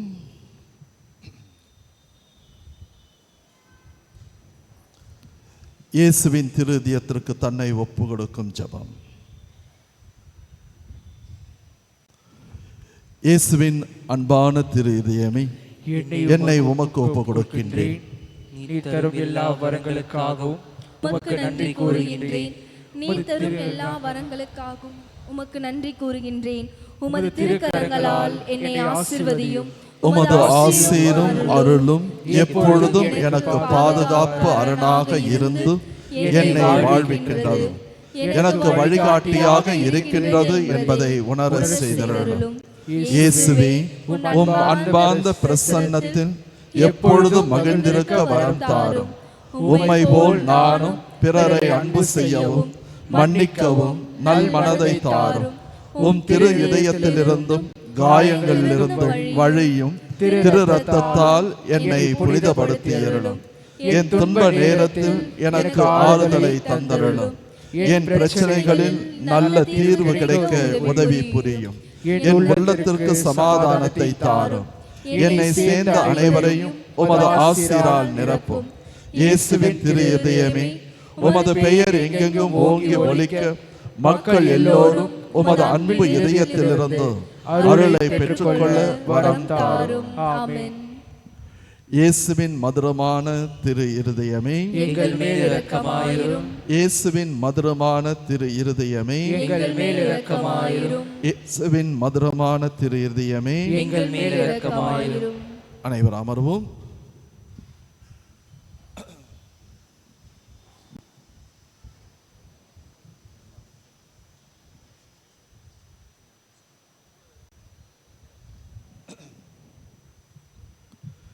இறை இயேசுவில் அன்பார்ந்த சகோதர சகோதரிகளே, யாரெல்லாம் இருதயராஜ் இருதய மேரி அப்படின்னு பேர் வச்சிருக்கிறவங்கலாம் கொஞ்சம் கை தூக்குங்க. அவங்களுக்கெல்லாம் ஒரு கரவொலி எழுப்புங்க. ஏன்னா இன்னைக்கு அவங்களுடைய ஃபீஸ்ட். So happy feast. உங்களுக்காக நாங்கள் வேண்டுகிறோம். நல்ல பெயர்கள் இருதயராஜ் இருதய மேரி அப்படின்ட்டு. இறுதி ஆண்டவர் உங்களை நிறைவாக ஆசீர்வதிப்பாராக. அன்பார்ந்தவர்களே, பலர் யாரா இந்த சாமியார் அப்படின்னு நினைக்கலாம். நான் தான் ஃபாதர் PS காணிக்கைராஜ். நான் தான் புதியதாக வந்திருக்கின்ற பங்கு தந்தை. அந்த சைடில் இருக்கிறார் பாருங்க, இவர் இல்லை, அவர் தான் புதியதாக வந்திருக்கின்ற உதவி பங்கு தந்தை.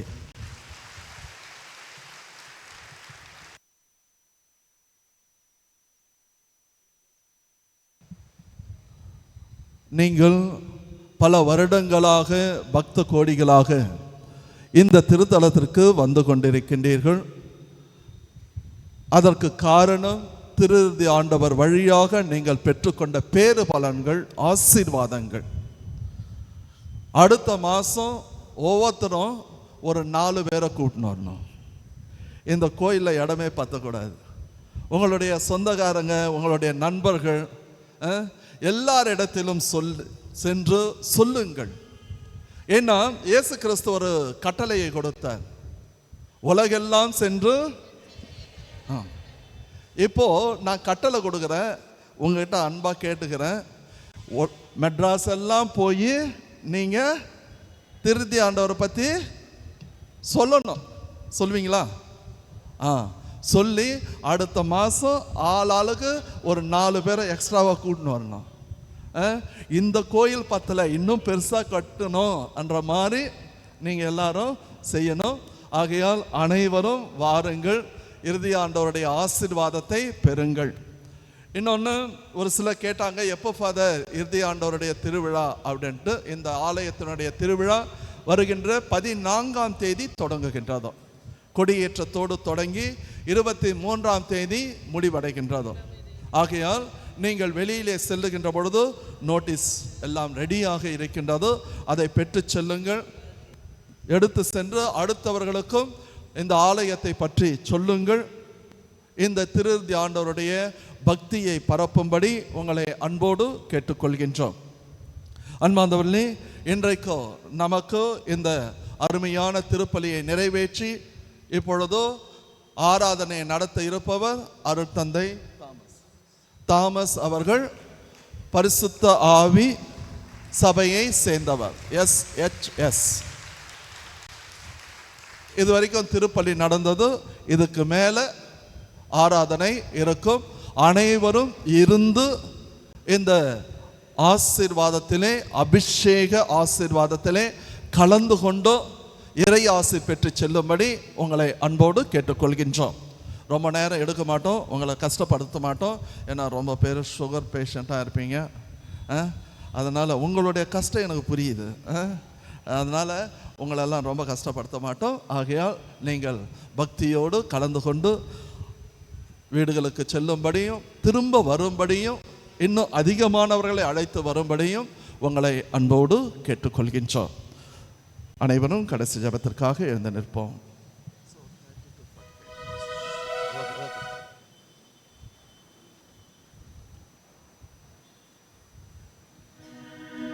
சப்போஸ் யாராச்சும் பாவ சங்கீதனம் செய்யணும்னா அருட்தந்தையர்கள் தயாராக இருக்கின்றார்கள். அதேபோல் யாருக்காச்சும் கவுன்சிலிங் வேணும்னா அதிலே அனுபவம் பெற்றவர்கள் தயாராக இருக்கின்றார்கள். பின்னால் ஃபாதர்ஸு பாவ சங்கீதனம் கேட்டுக்கொண்டிருக்கின்றார்கள். பங்கு தந்தையினுடைய இல்லத்திற்கு மேலே இருக்கின்ற கேட்டகிட்டிக்கல் சென்டரிலே கவுன்சிலிங் கொடுப்பதற்கு, உங்களுக்கு உதவி செய்வதற்கு தயாராக இருக்கின்றார்கள். நீங்கள் இந்த 2 வாய்ப்பினையும் பயன்படுத்திக் கொள்ளும்படி உங்களை அன்போடு கேட்டுக்கொள்கிறேன். மன்றாடுவோமாக. ஆண்டவரே எங்கள் இறைவா, இந்த அன்பின் அருளடையாளம் எங்களை புனித அன்பு தீயில் பற்றிய செய்வதாக. இவ்வாறு நாங்கள் உம் திருமகனிடம் என்றும் ஈர்க்கப் பெற்று எங்கள் சகோதர சகோதரிகளில் அவரையே கண்டுகொள்ள கற்றுக்கொள்வோமாக. எங்கள் ஆண்டவராகிய கிறிஸ்து வழியாக உம்மை மன்றாடுகின்றோம்.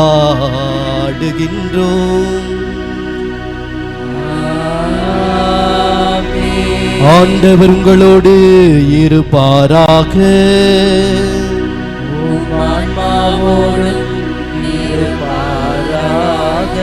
எல்லாம் வல்ல இறைவன் தந்தை, மகன், தூயாவியார் நம் அனைவரையும் ஆசீர்வதித்து பாதுகாத்து வழிநடத்துவாராக.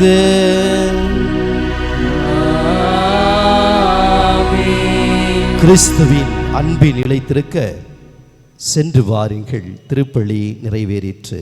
இறைவனுக்கு நன்றி.